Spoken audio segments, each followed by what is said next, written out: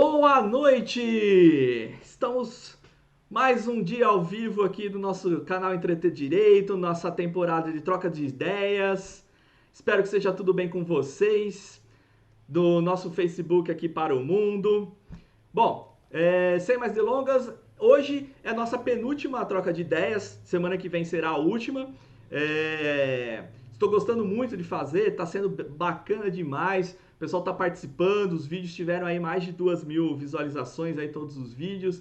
Então eu agradeço muito e tem novos projetos do nosso canal. Então vai ser essa primeira temporada, mais um episódio e depois teremos projetos novos e teremos a segunda temporada aí da nossa troca de ideias.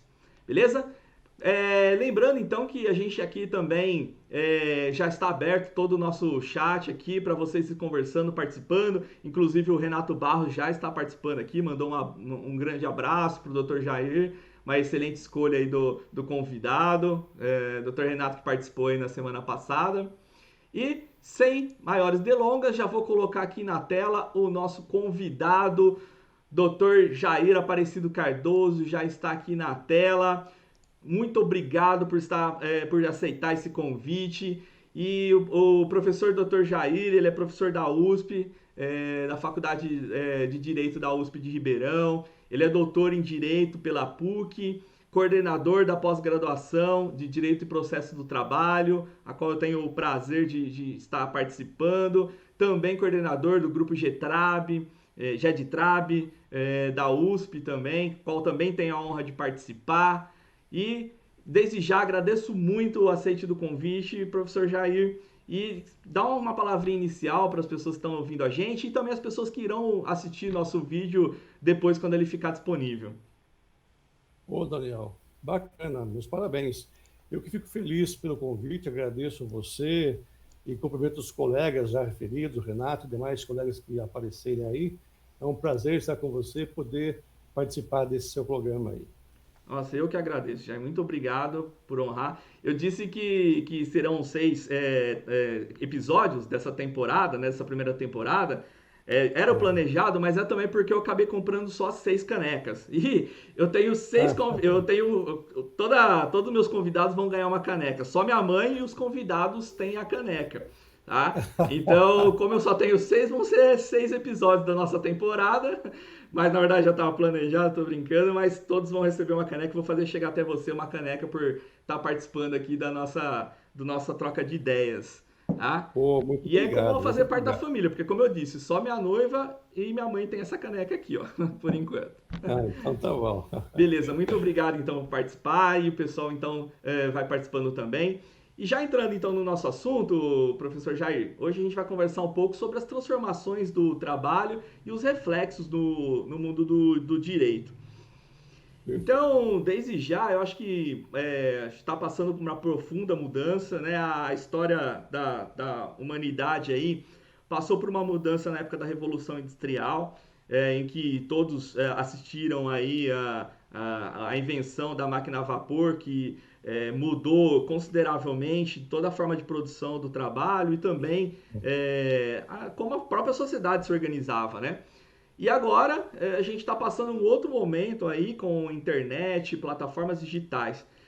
E eu gostaria que você comentasse um pouquinho aí se a gente está vivendo a história, a gente está testemunhando a história acontecendo, o que vão falar no futuro do que está acontecendo agora, como o direito está reagindo. Você é profundo conhecedor desse assunto. Então eu gostaria que você comentasse um pouco para a gente introduzir esse assunto, professor. Ah, pois não. Que bacana. Uma pergunta interessante. É uma pergunta objetiva, né? Mas, na verdade, ela merece uma resposta um pouco demonstrativa, subjetiva. O mundo do trabalho está transformando de forma muito radical e veloz, né? Então, eu já tenho um grupo de estudos, de pesquisa afiliado ao CNPq, já faz 12 anos, e esse grupo tem por objetivo analisar as transformações sociais e os impactos das transformações sociais no mundo do trabalho.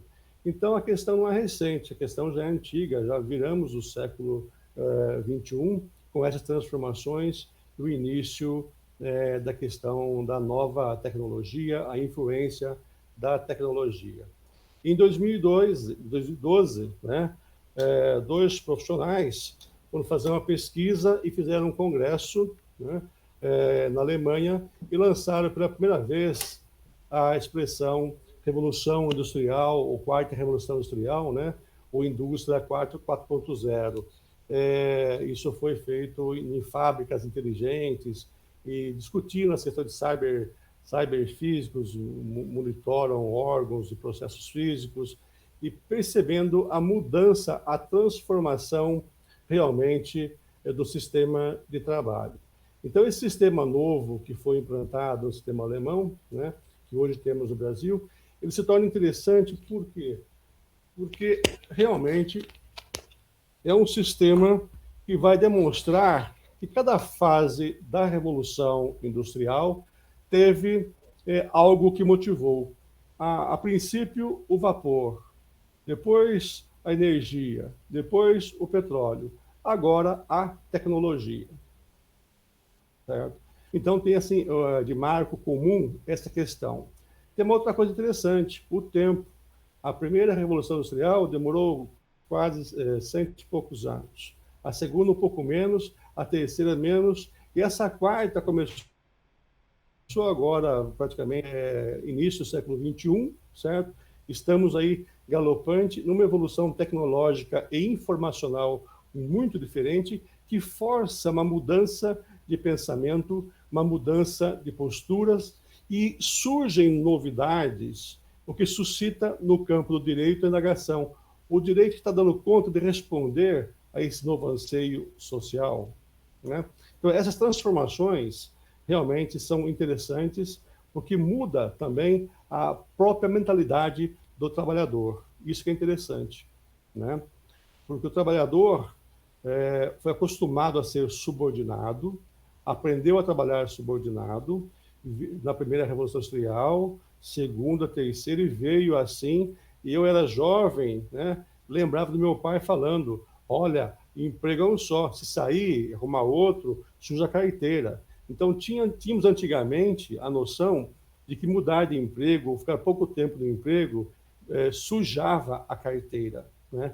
E hoje nós estamos numa fase de muita fluidez no trabalho, onde a pessoa troca de emprego com muita frequência e, na verdade, troca espontaneamente porque quer coisas melhores. E muitas pessoas estão mudando o perfil de trabalhar e procurando a autonomia, certo? Então, é um novo mercado, é um novo nicho, é um novo foco de estudos. E fora a pandemia, que vai dar um impacto também, seguramente, nesse sentido, falaremos depois, mas normalmente a tendência é uma evolução no mundo do trabalho. Certo? Até final, só para finalizar, Sim, até final do século XX, né, finalizando o século XX, nós tínhamos uma grande porcentagem de pessoas trabalhando de forma subordinada, empregados. Certo? Hoje, a questão de serviço aumentou bastante. Então, segundo dados do IBGE recente, nós estamos na faixa de 55% para 45% já entre mão de obra subordinada, funcionários, assalariados, e mão de obra de pessoas autônomas, ou microempresários, MEIs, questões desse tipo. Então, é interessante. E as pessoas estão realmente partindo para esse serviço, às vezes, questões autônomas, né? Ou serviço de maneira geral. Perfeito, professor, para a gente introduzir esse assunto. Mandar a Sandra, do nosso Favereto, né? Lá do nosso grupo, mandou uma boa noite aqui para a gente. A Daniela Suncini também, da nossa turma lá de pós-graduação, também mandando boa noite para nós, acompanhando a gente aí, né, nessa live, né? Boa noite a todos aí. E mandem perguntas, falem aí sobre a transmissão, se está tudo bem, a gente vai interagindo aqui. Professor, você comentou, introduziu essa questão dos autônomos. Eu tenho a impressão, e aí, o Lucas Devi, todo mundo, bastante gente participando aqui, professor. Desde a Revolução Industrial, que inaugurou aí essa parte do capitalismo e as primeiras legislações trabalhistas, como a gente conhece hoje, e depois ele foi se sistematizando, você identifica que tem algo que ainda tem muita mudança na forma do trabalho, mas algumas coisas me parece que não tem mudado, né? Embora a gente tenha falado aí do trabalhador autônomo, é, a Revolução Industrial tinha essa característica do trabalho subordinado, de estar diretamente relacionado. Hoje, a nova forma de trabalho trouxe essa figura do autônomo, do microempreendedor individual, né? Trouxe a figura do colaborador, né? As empresas chamam o trabalhador de colaborador. Então parece que querem dar uma roupagem nova àquele trabalhador que, de certa forma, vende a sua força de trabalho e alguém usufrui disso. Então me parece que, embora tenha mudanças, o próprio autônomo, né? Às vezes ele é autônomo na atividade dele, ele não está relacionado ao empregador diretamente, mas numa estrutura ali em cadeia, ele está relacionado e prestando serviço para uma empresa de grande porte, uma multinacional, de alguma forma, né? O professor também identifica que muitas coisas mudaram, mas tem algumas coisas que ainda tem relação lá com o que era vivido na Revolução Industrial? Ah, sim, a pergunta é muito inteligente e eu sempre falo sobre isso em sala de aula com meus alunos. É o seguinte: quem pensa que direito do trabalho é a CLT está redondamente enganado, certo? Direito do trabalho não é só férias, fundo de garantia, 13º, como muitos pensam. É muito mais complexo que isso, envolve muito mais coisas, envolve toda uma discussão sociológica e envolve toda uma discussão filosófica e para depois fundamentar os princípios da parte legal, né? Então, logicamente que houve uma evolução muito grande desde os primórdios, pensando em dar um descanso para o trabalhador. Então surge o descanso semanal remunerado, surgem as férias, os feriados, o resguardo normais aos dias de descanso, né? Vão surgindo direitos como esse. Isso é importante. Então, nós aprendemos culturalmente aqui no Brasil e em outros estados, outros países, de forma diferente, mas o resguardo dos direitos por meio de umas normas jurídicas postas, né?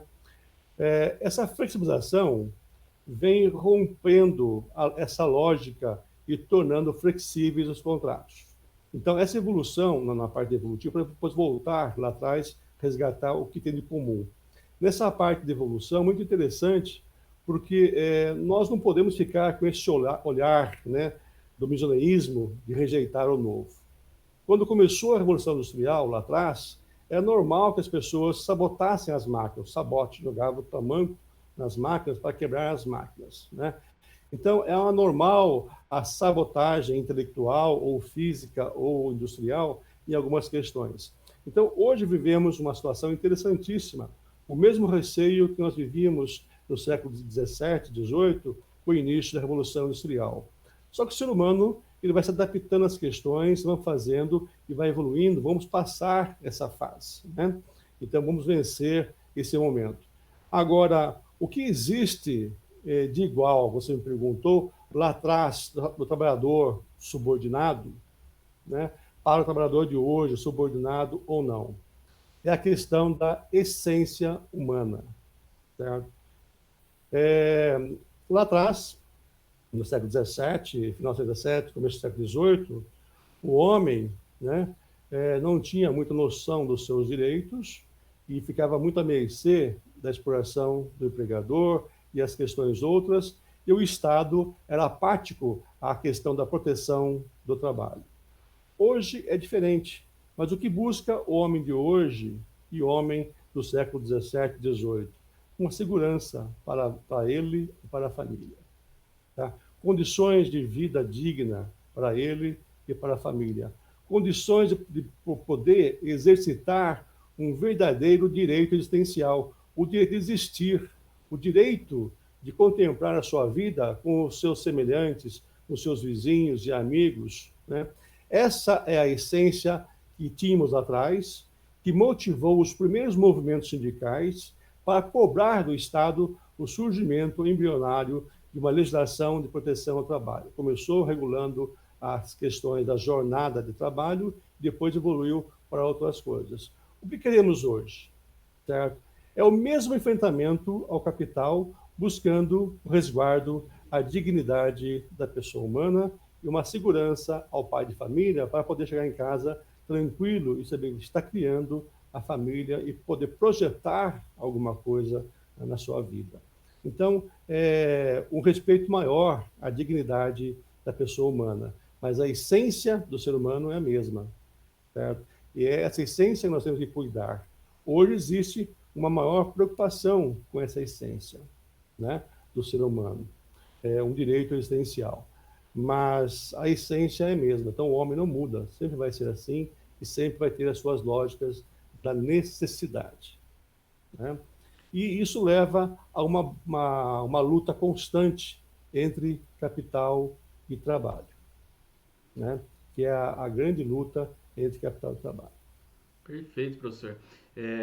A minha admiração pelo seu trabalho como acadêmico é justamente nesse ponto de captar essas essências da questão das ciências sociais, da filosofia, da essência humana e na relação do trabalho, né? Essa questão para ir além da norma positivada, do direito do trabalho, entender todo o contexto que se insere o direito do trabalho nessa perspectiva, né? A Andrea Bugalho aqui, boa noite, André, obrigado pela participação, tá mandando um abraço e ele comentou, né, sobre o ludismo, que foi aquela fase que as pessoas, os trabalhadores não sabiam como reagir àquela modernidade e a princípio eles atacavam o maquinário para tentar conseguir restabelecer aquela posição dele de artesão, dele ser o proprietário Uhum. e ele voltar àquela forma de produção mais artesanal. Então eles atacavam a máquina considerando que esse era o principal problema deles, era o maquinário, né?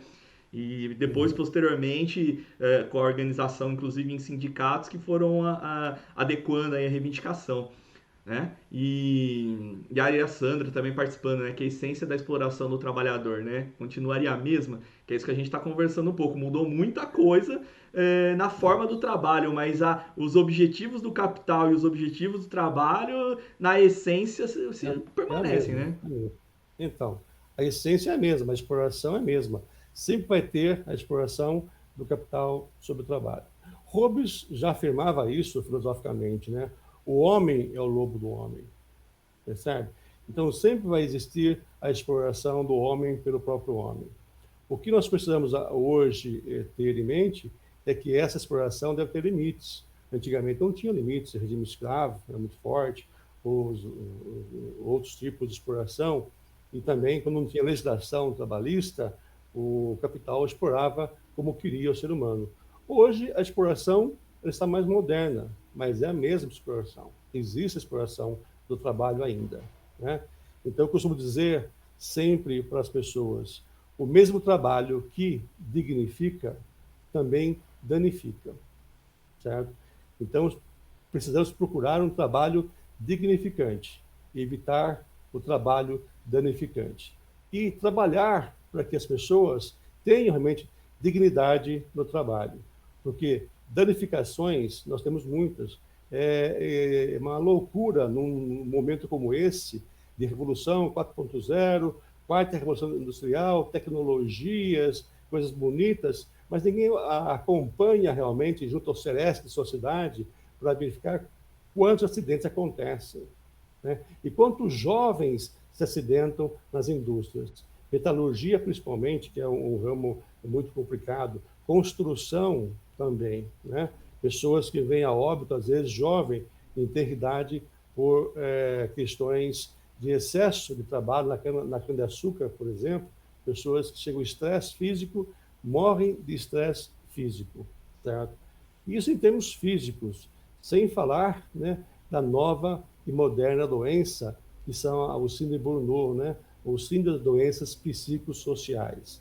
Hoje, nós temos um volume muito grande de pessoas, absenteísmo, né, afastamento do trabalho por questões das doenças psicossociais, né? Nós temos uma sociedade doente, essa é a verdade, em Exatamente. razão do trabalho. Exatamente.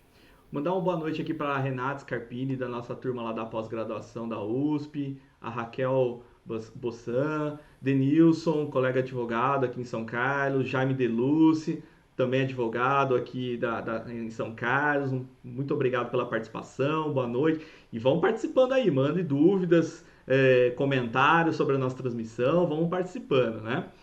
Professor,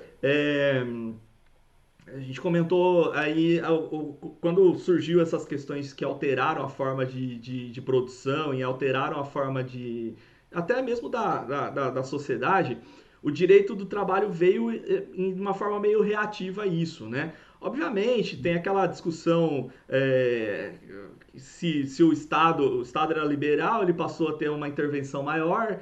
Na verdade, aí, até para deu os dedos para não perder a mão, né? Foi até uma concessão até para ele se manter. Há bastante discussão em relação a isso, mas o fato é que o direito do trabalho surgiu em reação a isso, né? Então hoje a gente tem algumas também novidades na forma de trabalho. Como que o direito do trabalho está em reação a isso, né? Ele está numa posição reativa, ele está numa posição está retrocedendo, ele está avançando? Como que o professor vê a forma do direito do trabalho reagindo a essas novas condições de trabalho e situações novas em relação ao trabalho, né? Perfeito. Bom, quem vem falar comigo sobre a necessidade de modernizar o direito do trabalho, eu digo o seguinte: nós precisávamos primeiro implantar o direito do trabalho no Brasil, né? Para Eu começar. estou há 30 anos então, realmente, eu acompanho isso já há algum tempo e gosto da minha área, e sempre fui profissional trabalhista, e advoguei muito nessa área também, e passo a perceber o seguinte: no final do século XX, certo, o discurso é de que o direito do trabalho era um direito novo, começou em 43, era novo, precisava ser implantado. Depois, nós vimos naquela revista 117, da Justiça em Números, né, que, na verdade, em média, 50 e poucos por cento, quase 60% dos pedidos de trabalho era de verbas rescisórias e registros na carteira. Quer dizer, pedidos básicos, pedir verbas rescisórias, registro na carteira. Quer dizer, na verdade, as pessoas não criaram a cultura ainda de reconhecer a norma legal básica, que era registrar na carteira e também pagar as verbas mínimas, que são as verbas rescisórias, que é o que batia na porta da justiça, o grande volume de trabalho nesse sentido. De repente, mudou o discurso da pós-modernidade, o discurso da pós-democracia, que o direito do trabalho era retrógrado, obtuso e obsoleto. Um discurso da agenda do capital.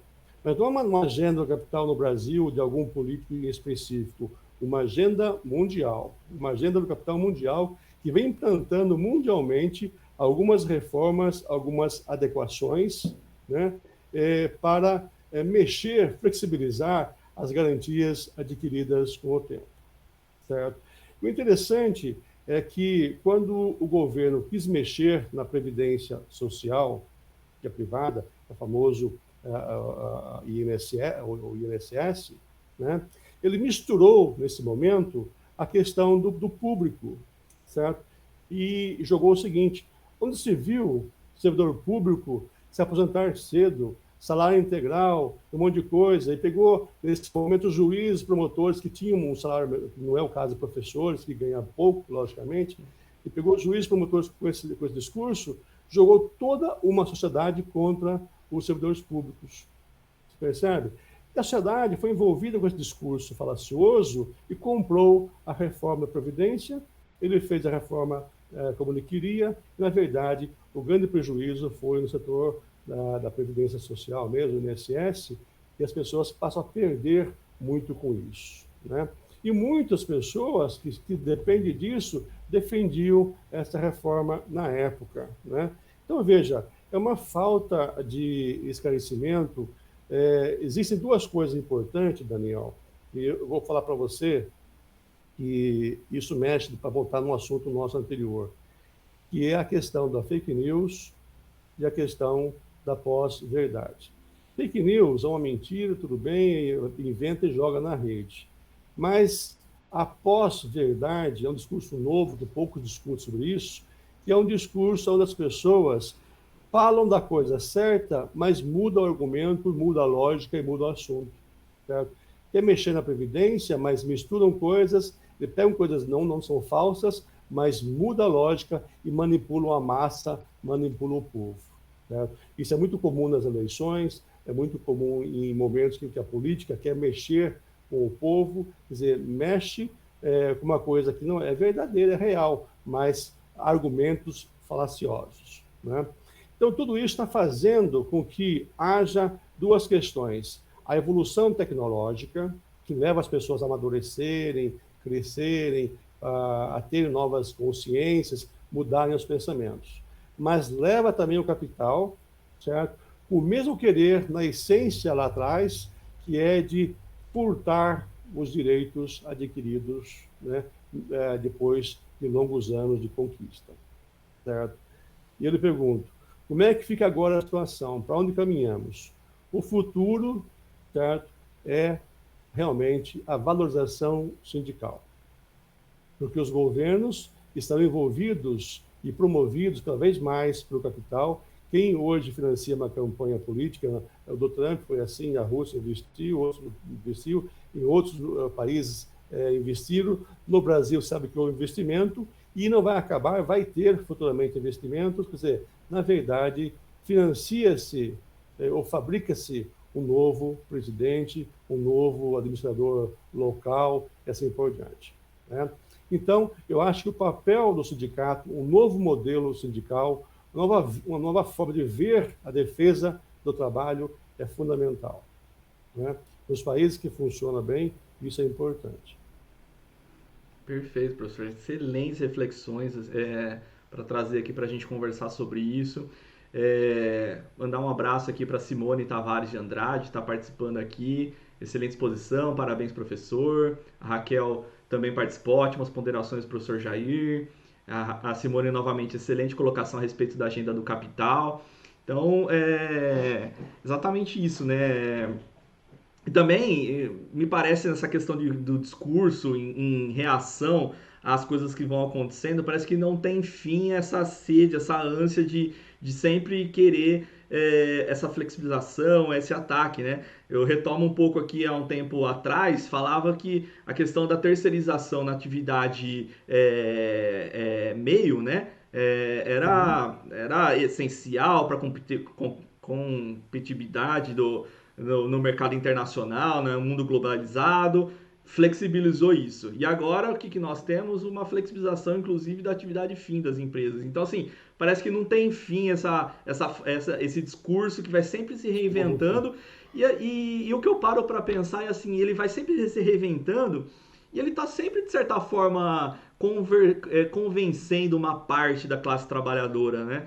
E aí que eu entro também nessa questão sindical que o professor colocou, o papel do sindicato também nessa organização dos trabalhadores para entender essa questão de classe, né? A classe trabalhadora, identidade de classe, porque vai mudando as coisas, vai mudando o discurso e sempre tem uma parcela da classe trabalhadora que embarca nessas aventuras do capital, essas aventuras neoliberais que leva aí o pé que nós estamos. E aí parte um pouco da questão sindical dessa discussão. Obviamente, o Estado, embora o capital seja uma minoria, mas ele tem ali, faz mais deputados para mudar a legislação. Então, essa questão desse discurso, a parte da classe trabalhadora vira e mexe, cai nele e vai nele, né? E passa bastante por essa questão sindical do convencimento da organização a resistir sobre isso, né? Não tenha dúvida, não tenha dúvida. Essas são as dificuldades nossa, e não é nossa aqui do Brasil, do nosso país, nossa, defensores do trabalho, né? Porque realmente a exploração é constante. A exploração sempre vai ser, sempre foi e vai ser constante. Então, o papel do sindicato nesse momento também é importante. No Brasil, a exemplo de outros países, né, o sindicato pecou um pouco também e deixou criar uma margem para o capital trabalhar e criou uma imagem, né, muito ruim em alguns países, a figura que no Brasil chama de sindicato pelegos. Né? Mas o que hoje se prega, Daniel, e é muito importante que se fale isso, é o seguinte: nas mãos do líder sindical não está a obrigação de resolver o problema da categoria. Entendeu? A grande visão, ou a nova visão que deve ter o sindicalista hoje, não é aquele líder que resolve o problema. É o líder que tem sensibilidade de ir na base, ir no chão de fábrica, sentir as necessidades das pessoas e perguntar o que vocês precisam para resolver. E, junto com eles, buscar uma solução plausível e suportável pelas questões empresariais. Então, o sindicato passa a ser, nesse momento, um parceiro do trabalhador, um parceiro do empregador e um parceiro do Estado. Eu acho que a lógica sindical tem que mudar. A reforma sindical tem que vir de uma forma enorme para embutir nos sindicalistas do futuro, certo? Que o empregador não é um inimigo, certo? E o lucro, na verdade, não é odioso em si. É bom para o município, é bom para a cidade, é bom para que tenha uma empresa grande e que tenha uma boa produção. É interessante, lá na minha cidade tem uma empresa X grande, né? Emprega 5 mil pessoas. É interessante isso. As pessoas têm orgulho disso, quem trabalhar na empresa, entendeu? Então é bom isso. O que não pode é que esse lucro não tenha uma finalidade social. Tem que ter uma finalidade social. Mas de que forma? Está na mão dos sindicatos. O Brasil tem uma extensão territorial muito grande, certo? Não é uma norma, né, que vai corrigir de uma forma geral, uma régua, né, passa e corrige tudo. Eu acho que a CLT estabelece a teoria do contrato mínimo. Isso é o mínimo. Eu acho que, na verdade, deve ser buscado, né, de acordo com as reais necessidades da categoria em cada chão de fábrica. Perfeito. Eu particularmente, assim, toda a minha atuação profissional é na área sindical, né? E que é um desafio enorme essa atividade. E na minha parte acadêmica é a dúvida que está na minha mente a todo momento de estudar esse sistema e tentar achar formas, né, de conseguir aí buscar. Então, assim, para mim é um desafio muito particular, tanto profissional quanto acadêmico, esse caminho do sindicalismo. Eu acho que também passa muito, como a sociedade estará daqui a um tempo, passa muito pela participação dos sindicatos, que está num momento complicado, né? Tem uma situação desafiadora aí para enfrentar, né? Tem bastante participação aqui. O Jaime comentou sobre a reforma da Previdência, inaugurou uma fábrica de produzir pobres. Entenderão isso dentro de alguns anos, né? A gente comentou um pouco da Previdência. Andréa Bugalho, né? Furta direitos, furta o tempo, furta a saúde do trabalhador, né? A Sandra toca no ponto da romantização do falso empreendedorismo, né? É um bom exemplo, essa questão aí de que romantizaram você ser empreendedor para tentar você fazer parte do capital, mas na essência somos todos trabalhadores, né? Autônomos, microempreendedores virtuais, ainda estamos, não adquirimos o status de participar do capital, ainda estamos na classe trabalhadora e isso tem feito muita diferença nos debates, né, professor, né, quando vai se discutir o direito, né? É verdade. Então tem bastante participação. Professor, o que eu queria tocar um pouco no assunto, uma das formas de trabalho, talvez mais recente, trazida com essa questão da plataforma digital, é a tal do trabalho em plataformas digitais, a uberização, né, como a gente diz. E deu um nó, assim, no direito do trabalho em certo aspecto, né? Porque aquelas caracterizações da relação de trabalho, relação de emprego, deu uma bagunçada porque trouxe algo fora ali do que a norma que era pensada, né? E o direito do trabalho está tentando reagir a isso, me parece, mas o judiciário tem posições controvertidas em relação a reconhecer o vínculo do emprego ou não. Então, assim, eu acho que é um bom exemplo do que a nova forma de trabalho trouxe aí de nó aí para questões do direito do trabalho, né?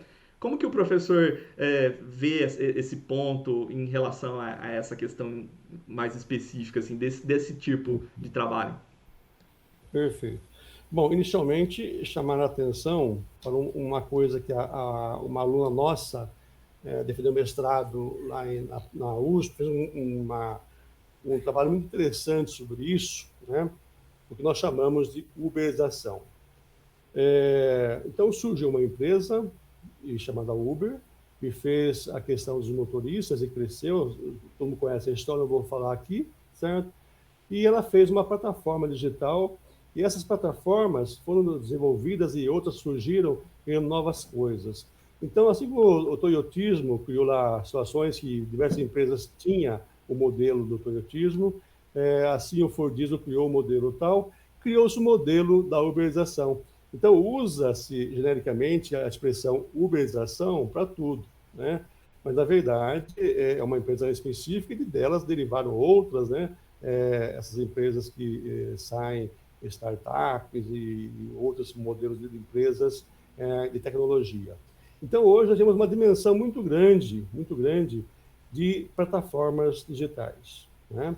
Temos aí até serviços que você nem imaginava, você vai procurar, tem serviços em plataformas digitais de segurança e outras questões menos aconselháveis também tem em plataformas digitais, certo? Então, veja, é um tipo de situação que as pessoas, por necessidade, acabam migrando para isso, acabam migrando para esse novo modelo, para poder sobreviver, certo? Isso é uma primeira questão. Agora, surgem situações interessantes, é o seguinte, né? Hoje, a média de salário da família brasileira é em torno de R$ 2.000. Veja você. Hoje a família brasileira vive, na média, tem pessoas que ganham bem menos que isso, média nacional, considerando pessoas que ganham muito dinheiro, a média nacional das famílias, né, 2 salários mínimos por família. Não é R$ 2.000 bruto e descontando as previdências, um pouco menos. Certo? O que acontece hoje? Certo? As pessoas trabalham nesses tipos de situações, acaba tirando esse valor e tem maior flexibilidade em algumas coisas, acham que está tendo vantagem em outras e acaba criando assim ilusões, como a Sandra colocou, e compra do capital essa ideia. Então, aquela segurança que tinha antes, um registro de carteira, a previdência social para poder se aposentar, umas férias certinhas para receber e tal, eles passam a não mais valorizar esses direitos. É um discurso do capital, é a propriedade do capital. O capital quer que ele realmente acredite nisso. Então, hoje as pessoas migraram para os serviços e acreditam que, na verdade, né, o sistema como um todo é melhor para eles. E trabalhar como autônomo é melhor para eles. Só que é o seguinte, enquanto trabalhador do sistema seletista, ele tem uma carteira assinada e tem a mísera previdência sendo paga. De uma forma ou de outra, em algum momento, ele vai se aposentar pela previdência que está mexendo, que o colega falou, está transformando todo mundo em pobre, porque está realmente mexendo muito e tirando direito das pessoas, isso é verdade, certo? Estamos perdendo. Mas tem ainda as pessoas que pagam. A maioria dessas pessoas que se julgam autônomas abre uma MEI, certo? E algumas nem abrem MEI, não recolhem IPS, e muitas pessoas abrem MEI e não recolhem a Previdência Social. Né? Eu fiz um estudo e um contato com os colegas, muitos deles abriram essa empresa unipessoal de advocacia, certo? Mas, por meio dela, deveria pagar o prolabore mínimo, ou né, sobre o salário mínimo, ou quanto quiser, de forma autônoma. Ninguém paga, pouquíssimas pessoas pagam esse valor. E quando paga esse valor, só paga a parte dele, empregado, não a parte do empregador, né? E achando que terá futuramente uma cobertura da Previdência Social. Nós teremos, né, no futuro próximo, realmente uma situação muito delicada. Pessoas idosas sem previdência, porque não têm o mínimo de 20 anos de carência para se aposentar. E aquelas que tiverem com esse novo sistemático agora de calcular desde o início, vai cair, né, numa proporção muito complicada, né? Atualmente não pode ser menos que o mínimo, mas não sei se não vou mexer nisso também futuramente. Então é muito complicado, é muito complicado.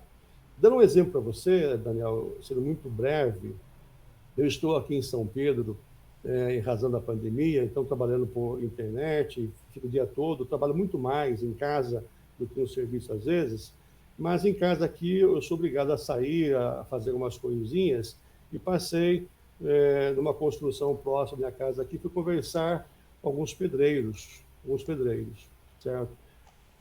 E eu fiquei assustado com a informação que eu peguei dessas pessoas. A maioria não recolhe a previdência social.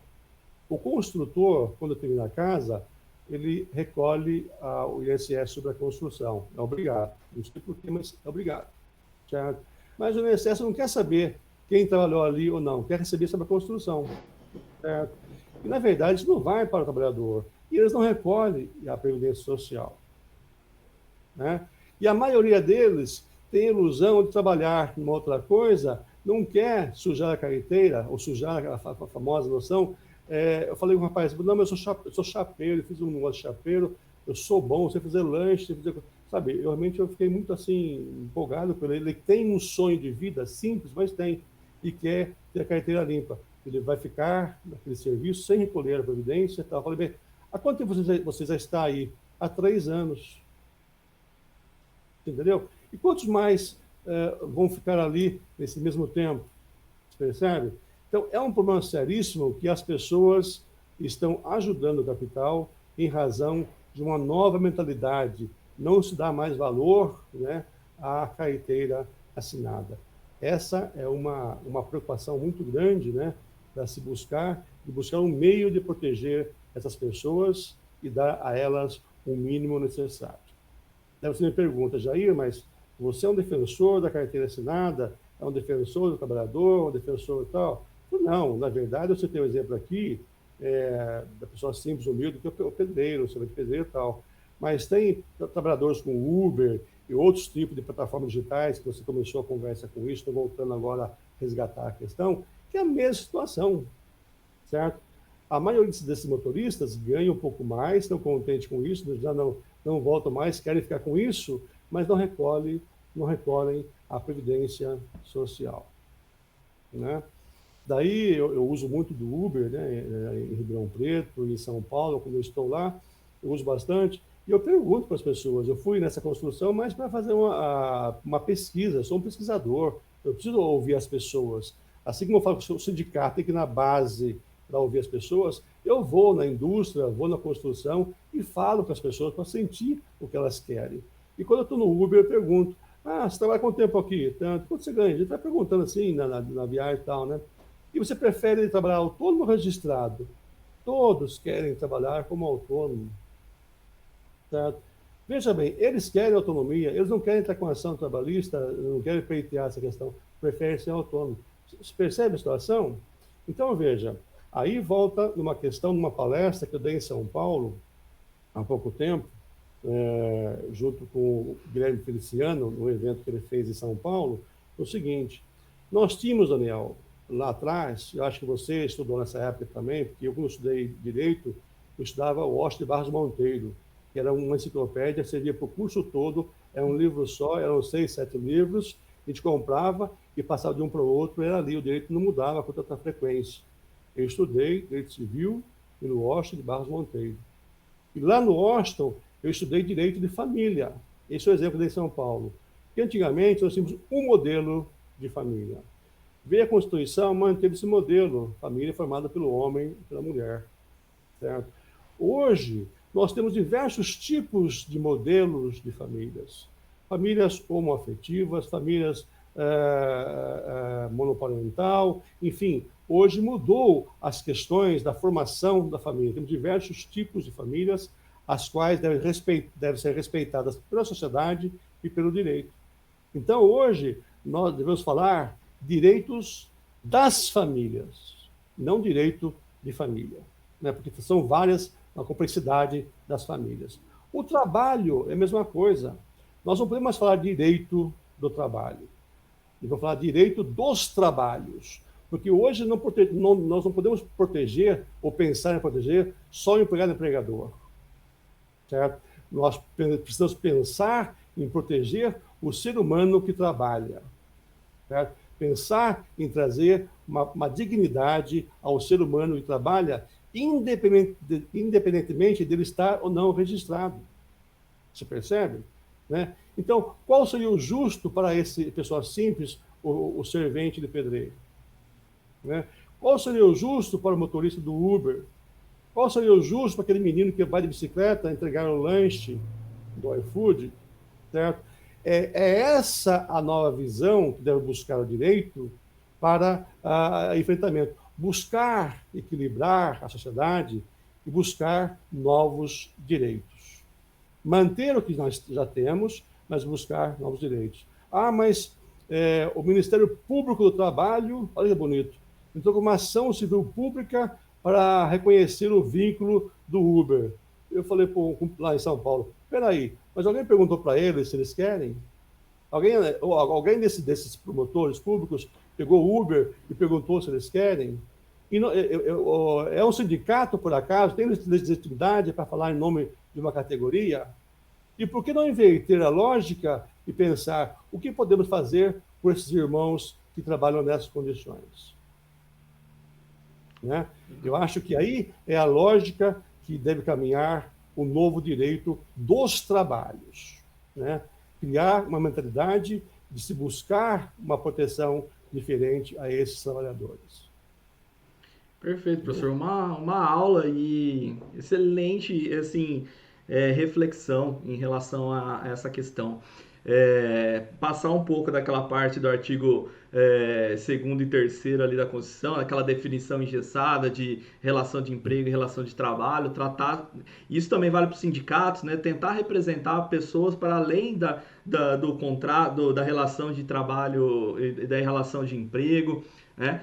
E até interessante, comentando um pouco da uberização, eu estou acompanhando vários debates em relação a essa questão, e um dos debates justamente tinha um entregador e uma entregadora.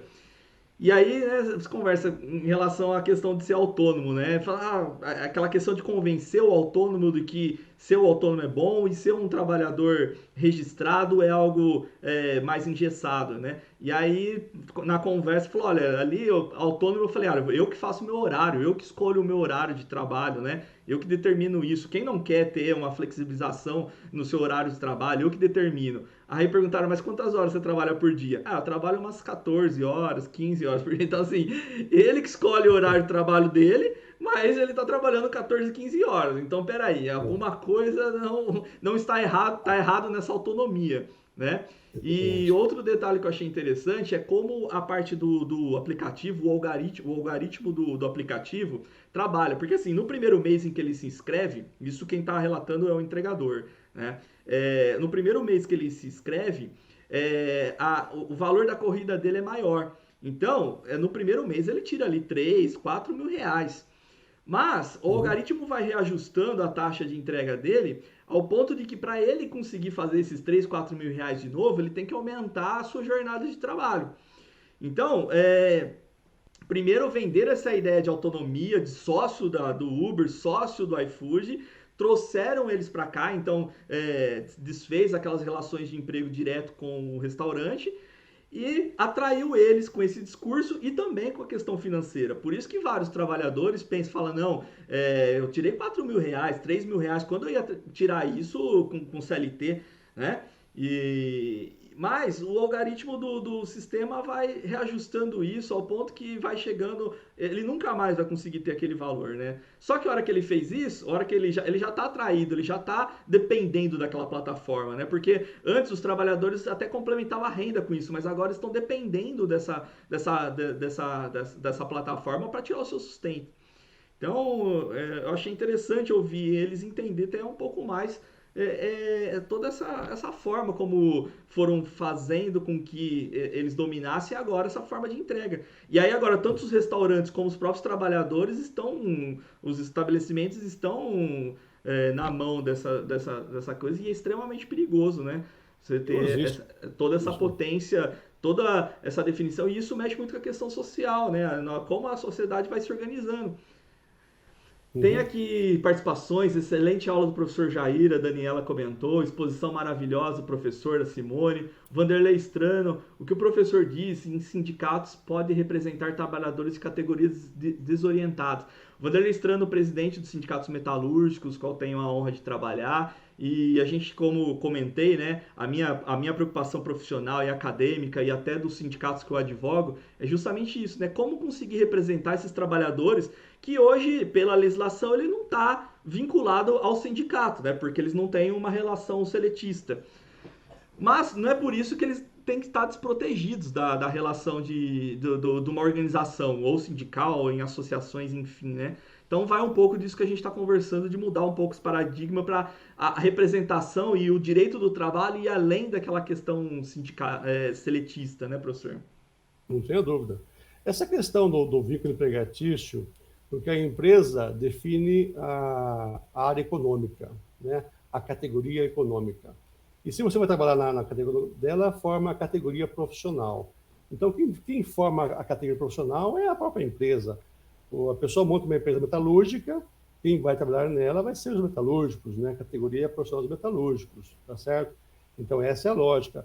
E nós aprendemos que o sindicato representa os metalúrgicos registrados em carteira, tá?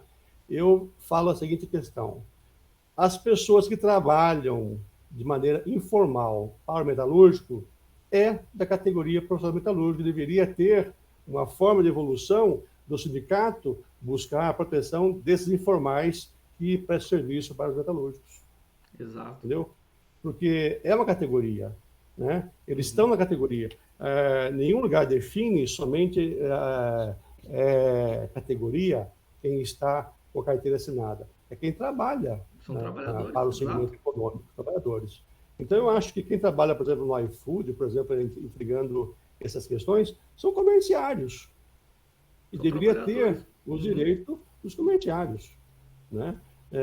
Normal, percebe? Metalúrgica, assim por diante. Exato. Mas infelizmente encontra algumas barreiras legislativas, né, e até no judiciário, né, de discutir. Tem muita discussão em relação à representação sindical dos terceirizados, né, se é da atividade ali, se é dos terceirizados. Então sempre tem algum debate em relação a essas formas de representação, né. Uhum.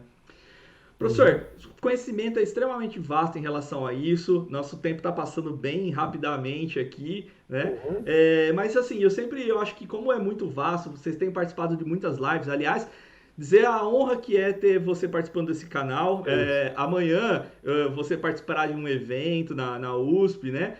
Com a participação Isso. inclusive de ministros do TST, com o professor Dr. Guilherme Feliciano. Então é uma honra tê-lo aqui no meu humilde canal e acompanhando a sua participação em debates extremamente importantes, né? Com pessoas que hoje ocupam lugares importantes na nossa, na nossa estrutura.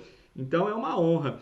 E como você está participando, eu gostaria assim que, sem o maior provocação minha em relação a perguntas, o que você acha interessante contribuir aí com esse debate dentro do temas que a gente está colocando? Algo que você queira dizer assim em relação a esse assunto que por acaso a gente não tenha conversado aqui, mas é que é importante ficar registrado para a posteridade nesse vídeo aqui, para instigar outros debates, instigar aí estudos, enfim.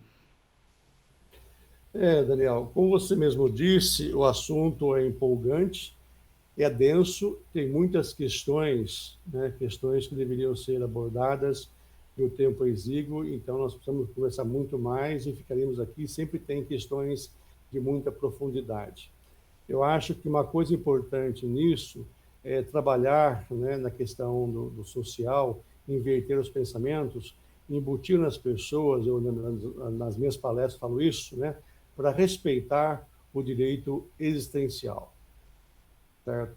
As pessoas têm que entender que têm o direito de existir, é um direito existencial, um direito de ter lazer, um direito de ter um conforto com a família, buscar essas questões. E não posses financeiras ou amealhar propriedades, não é isso. Mas realmente buscar a questão financeira. As pessoas buscam, às vezes, uma coisa errada, querem ser felizes. buscam a felicidade, né? E trabalham para buscar comprar coisas ou estudar, se informar para serem felizes, porque acho que isso vai trazer a felicidade. Na verdade, é uma busca errada. As pessoas precisam buscar a paz, né?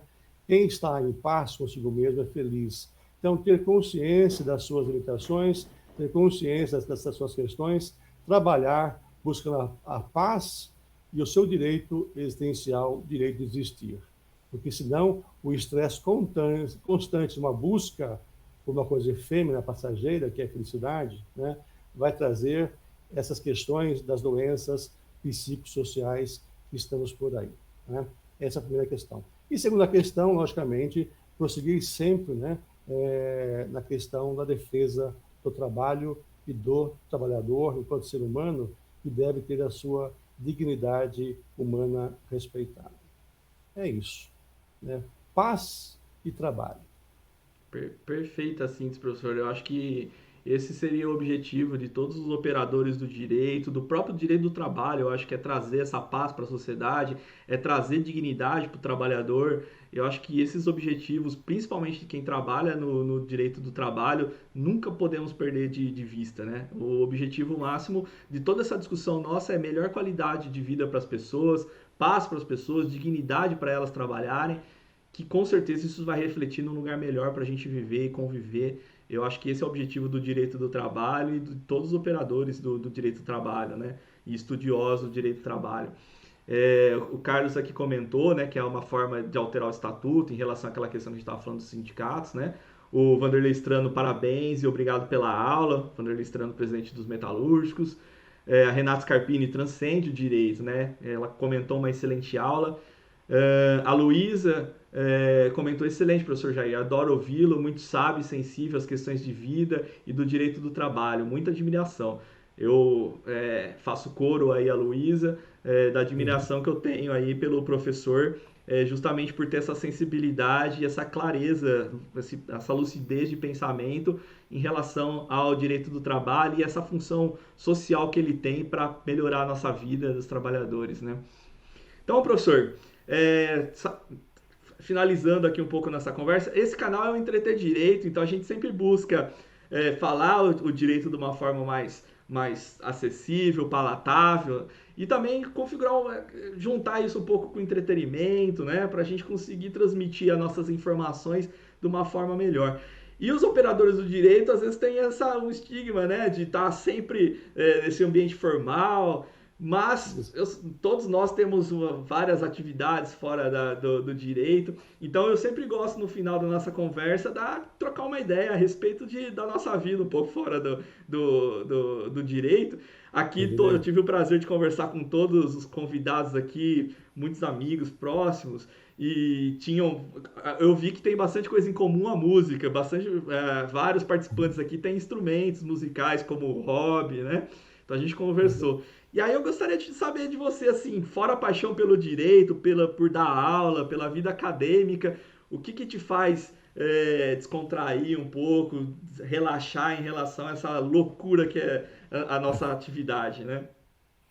Então, Daniel, a minha maior frustração é a música, porque eu Ah, adoro é? música, adoro cantar, mas não toco nenhum instrumento. Já tentei, mas eu não assimilei, não tive essa capacidade sua aí de tocar baixo, guitarra e outros instrumentos.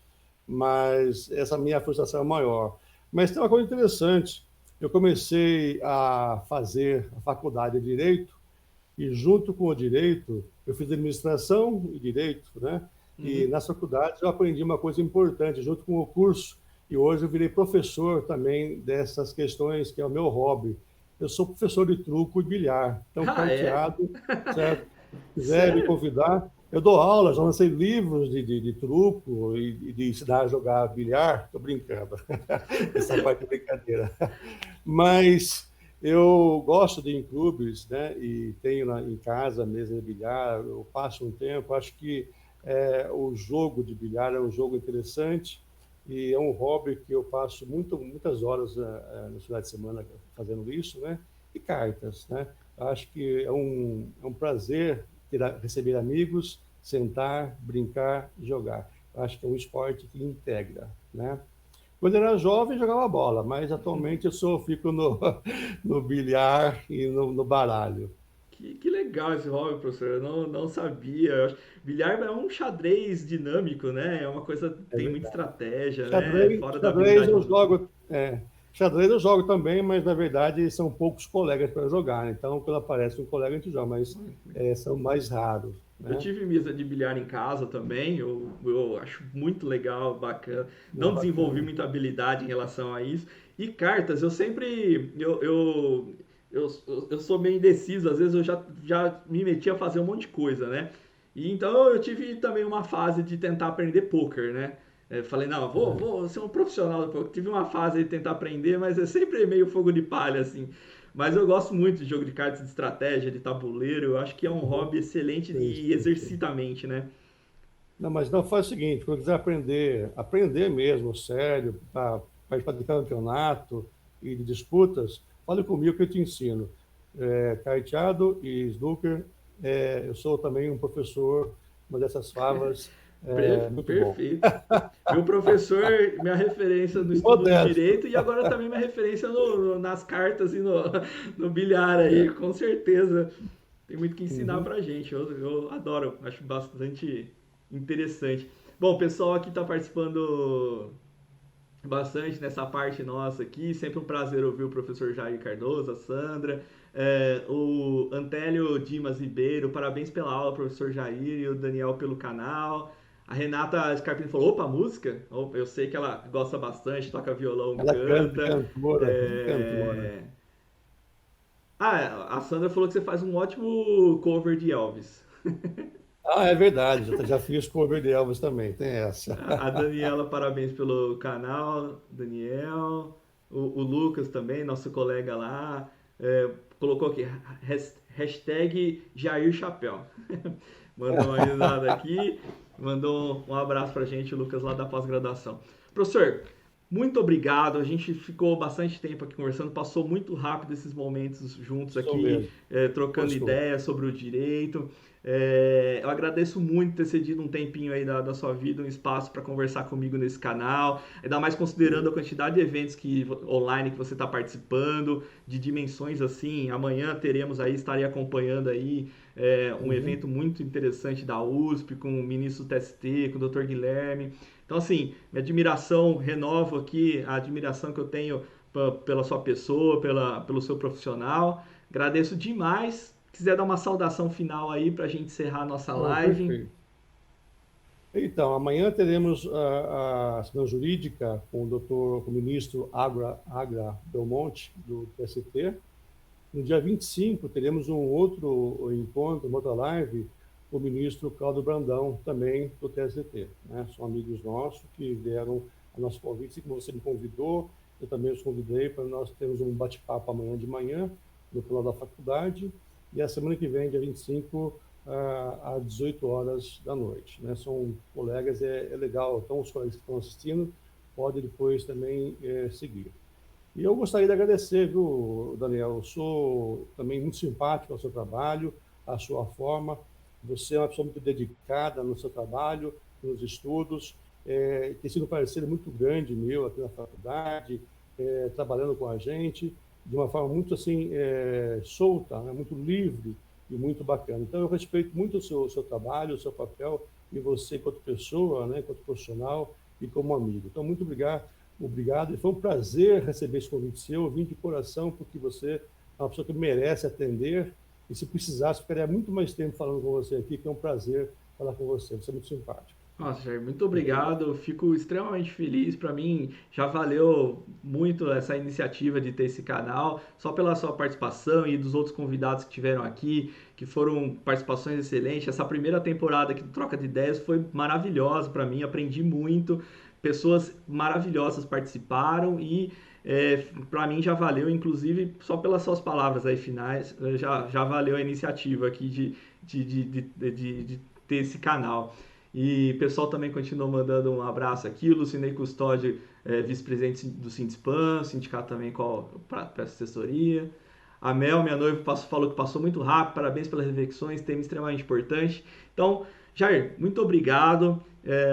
Com certeza participará novamente aqui, farei novos convites para a nossa próxima temporada aqui de Troca de Ideias. Um grande Perfeito. abraço, um abraço para todos que participaram e ficaram com a gente aqui nesse tempo. E esse vídeo vai ficar aí para a posteridade no meu canal no YouTube e também no Facebook. E agradeço demais esses momentos que a gente passou junto aqui. Grande abraço, professor Jair. Perfeito. Até Um mais, abraço, boa Eduardo. noite. Até mais. Tchau, Boa tchau. noite. Tchau, tchau.